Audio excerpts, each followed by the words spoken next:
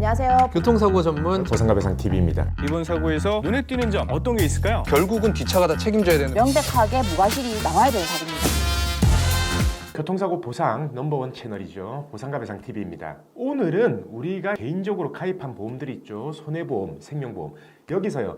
보험증권을 딱 보시면요. 80% 이상 장애 이 금액이 있을 겁니다. 보통 80% 이상 장애는요. 가입 금액이 커요. 그리고 보험별로 다르지만은 50% 이상 장애 시, 80% 이상 장애 시 연금으로 지급되는 보험도 있거든요. 이 연금으로 지급되는 보험은 작게는 뭐 몇 억부터 진짜 5억이 넘어가는 보험도 있습니다. 과연 어떤 경우에 80% 이상 장애가 남을까? 그리고 사실요. 보험사의 꼼수가 있습니다. 어떤 꼼수가 있는지 해결하는 방법은 뭔지 그걸 제가 오늘 알려드리겠습니다. 그리고 저희 보상가 배상에 어떻게 문의를 하면 되냐 이거에 대해서 많이 문의를 주시는데요. 네이버에 보상가 배상 TV를 검색하셔도 되고요. 저희가 지금 댓글에 링크를 달아놨습니다. 링크를 통해서 상담을 주셔도 되고 아니면 카카오톡에서 보상가 배상을 친구 추가하셔가지고 톡으로 주셔도 됩니다. 자, 오늘 설명드릴 80% 이상 장애 이거는요 91회, 92회, 95회 이 3개 영상에서 제가 충분히 자세하게 설명을 드렸습니다. 근데 오늘은 좀 다른 내용을 말씀을 드릴 거예요. 흔히 80% 이상 장애 상태다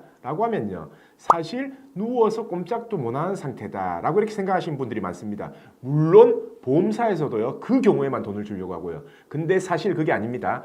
다 실제로 걸어 다니고 해도 80% 이상 장애가 나올 수 있어요. 보통 마비가 돼야지만 80% 이상 장애가 나옵니다. 예를 들어서요 머리에 뇌출혈이 발생했어요. 그러면은 뇌출혈이 발생한 반대쪽으로 편마비가 오거든요. 편측마비라고 해서 편마비라고 합니다.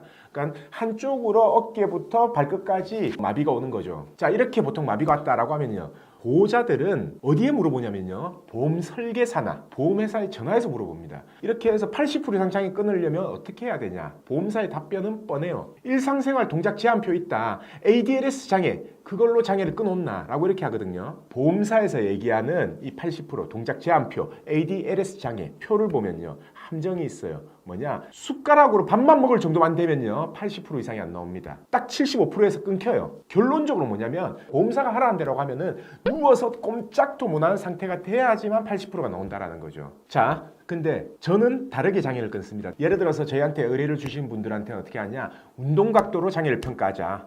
물론 운동각도요 주치의는 잘 안 해주려고 합니다. 왜 운동각도로 평가를 안 하고 ADLS 장애 동작 제한표로 이제 평가를 하냐면요 우리가 동사무소에 제출하는 장애 진단서 있죠. 그 양식이 이 동작 제한표에 의한 양식입니다. 그러니까 보통 주치의들이 착각을 해요. 이렇게 신경 손상이 된 사람한테는 동작 제한표로 장애를 해야 된다 착각을 하고 있는데 보험약관은 안 그렇습니다. 그렇게 평가해도 되고 운동각도로 평가해야 됩니다. 둘 중에 높은 거 한 개만 청구하면 돼요. 자, 운동각도가 왜 유리한지 볼게요. 보통은 이렇게 편마비가 되면요 머리에서 가까운 쪽부터 회복이 됩니다. 어깨가 제일 회복이 빠르고요. 바지 쪽에서는 고관절이죠. 그 다음에 팔꿈치, 그 다음 무릎 이런 식으로 이제 회복이 되고 결국은 나중에 손목, 손가락 발목, 발가락은 회복이 안 될 가능성이 높다라는 거예요. 자, 아까 제가 말했죠. 숟가락만 들 수 있으면 일상생활 동작 제한표에서는 80%안 나온다. 근데 운동각도 한번 볼게요. 손가락이 움직여요. 움직이는데 반 이상 안 움직이는 겁니다. 마비로 인해서. 그러면은 손가락 4개가 다 합쳐서 30%예요. 발가락이 조금 꿈틀을 하는데 다 안 움직인다. 그럼 발가락 다 합치면 20%거든요. 지금 손가락하고 발가락만 해도 장애율 50% 나왔습니다.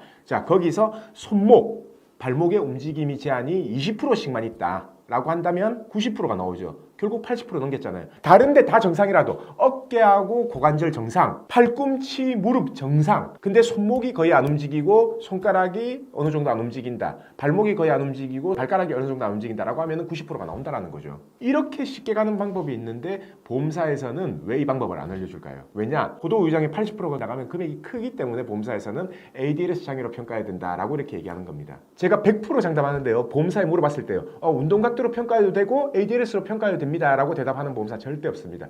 무조건 ADLS로 해오세요 라고 하거든요. 근데 ADLS로 하면 80% 나오기 힘듭니다. 자, 이 영상 보시는 분들 또는 질병이나 상해로 고도의장에 해당되는 분이 있다. 그러면 꼭 이 영상 공유를 해주시고요. 보험사에 받을 수 있는 보험금은 무조건 받으셔야 됩니다. 자, 오늘 영상은 여기까지 하겠습니다. 내일도 새로운 주제를 가지고 오겠습니다. 오늘 영상 끝까지 봐주신 구독자분들 감사드립니다. 저희 보상가 배상 로펌은요 전화, 카카오톡, 폰메일 상담, 카페 자세 상담 등으로 상담받을 수 있습니다. 저희는 서울과 부산에 사무실이 있고요. 전국 번호는 1544-3102로 문의 주셔도 되고 카카오톡에서 보상과 배상을 검색하셔서 카톡으로 문의 주셔도 됩니다. 그리고 이 영상 댓글란을 보시면 메일로 신청하는 링크를 클릭하셔서 자세하게 작성해 주셔도 저희가 전화를 드리고 있습니다.